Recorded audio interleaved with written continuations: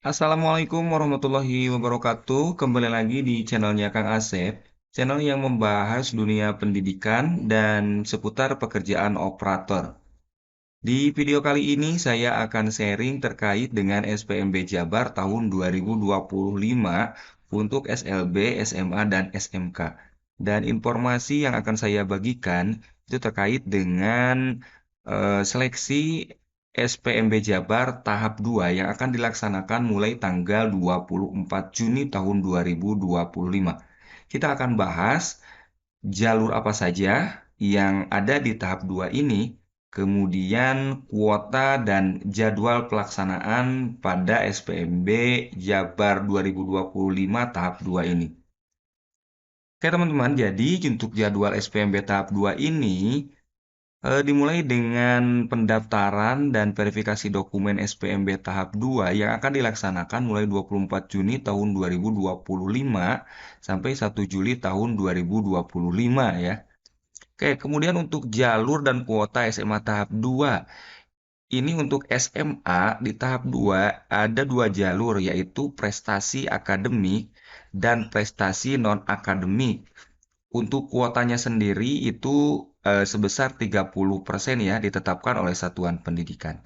Dan untuk jalur dan kuota SMK tahap 2 ini juga sama ada dua jalur prestasi akademik dan prestasi non-akademik. Masing-masing untuk prestasi akademik itu kuotanya 30% dan untuk non-akademik itu kuotanya adalah 5%. Nah, kemudian selanjutnya kita akan bahas nih seleksi jalur prestasi nilai rapot ini seperti apa ya. Jadi untuk seleksi jalur prestasi nilai rapot ini pemeringkatan total rata-rata nilai rapot dari semester 1 sampai dengan semester 5 untuk semua mata pelajaran sesuai struktur kurikulum SMP dan MTS. Jadi nanti ada kurikulum yang kurikulum merdeka atau kurikulum 2013 ya.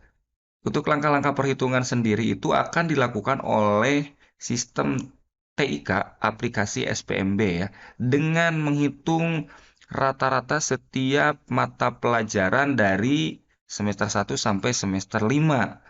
Kemudian nanti akan dihitung total nilai rata-ratanya dari semester 1 sampai semester 5. Nah, selanjutnya akan menghitung nilai hasil tes terstandar. Nah, pembobotannya sendiri itu 50% untuk total nilai rapot dan 50% untuk hasil tes terstandar ya. Nanti akan dilakukan pemeringkatan mulai dari pembobotan yang terbesar hingga eh, nilai yang terkecil sampai batas kuota itu terpenuhi. Jika misalkan kuotanya melebihi, nanti akan ada seleksi oleh sistem IT. Nah, untuk yang nanti tidak lolos akan dilimpahkan ke sekolah kedua. Dan jika di pilihan kedua tidak lolos, maka seleksi akan dilanjutkan ke sekolah pilihan ketiga ya. Nah, selanjutnya, jika terdapat beberapa siswa pada batas kuota yang ditampung memiliki nilai SPMB yang sama, ya, jika nilainya sama, maka selanjutnya akan diperingkat berdasarkan jarak yang terdekat. Nah, selanjutnya untuk jalur prestasi kejuaraan akademik atau non-akademik ya, perhitungan akumulasi skor kejuaraan atau penghargaan yang diperoleh calon murid itu berdasarkan pertama adalah piagam yang dimiliki atau hasil pembobotan 30% skor kejuaraan dan 70% skor hasil uji kompetensi bagi sekolah yang menyelenggarakan uji kompetensi. Kemudian nanti akan melakukan perhitungan berdasarkan hasil tes terstandar.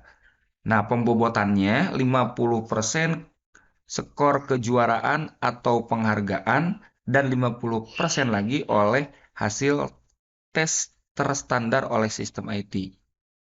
Kemudian nanti akan dilakukan pemeringkatan berdasarkan hasil pembobotan dari mulai yang terbesar sampai yang terkecil.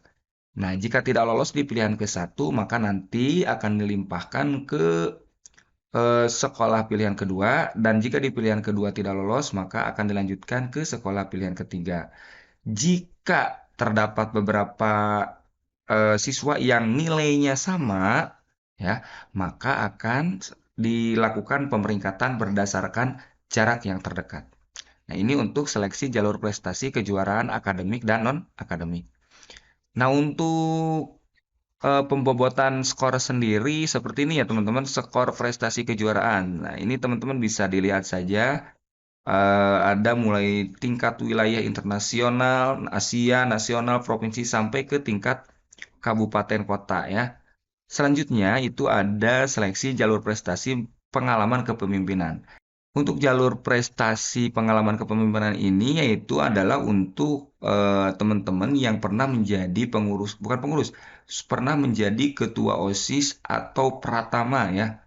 Nah, nanti perhitungan skor kepemimpinannya itu akan dilakukan berdasarkan pembobotan 50% dari skor penghargaan kepemimpinan dan 50% dari hasil terstandar oleh sistem IT ya. Kemudian seperti tadi dilakukan dari yang terbesar sampai yang terkecil.